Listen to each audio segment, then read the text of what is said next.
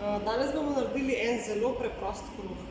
Vse, kar potrebujemo, je 450 gramov moke, ki smo jo že presejali, eno žličko sladkorja, eno žličko soli, eno vrečko suhega kvasa in pa 450 ml tople vode. Potem pa bomo potrebovali en mikser iz kavli za gnetenje in pa pekač, kakršnega pač imate doma. Zdaj danes bomo probali takole pa 2 štručke. Enega sem namazala z maslom, v drugega pa sem dala peki papir. Pa se kar lotimo, se prav v moko stresemo eno žličko soli, eno žličko sladkorja, eno vrečko suhega kvasa, Amo že sprsnili. In dodamo 450 ml tople vode. Takole.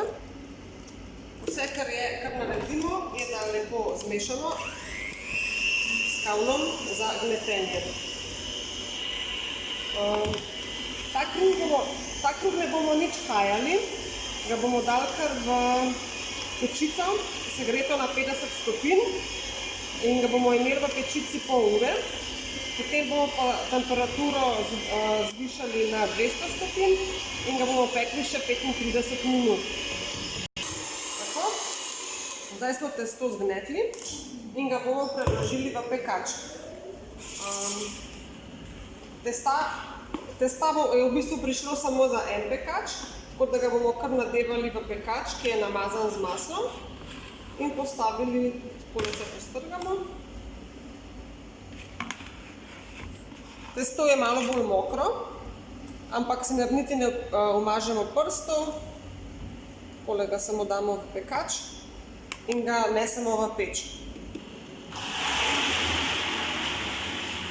Tako, zdaj smo ga za 30 minut postavili v toplo pečico, ogreto na 50 stopinj. Čez pol ure pa bomo pečico zvišali na 200 stopinj in ga pekli še 35 minut.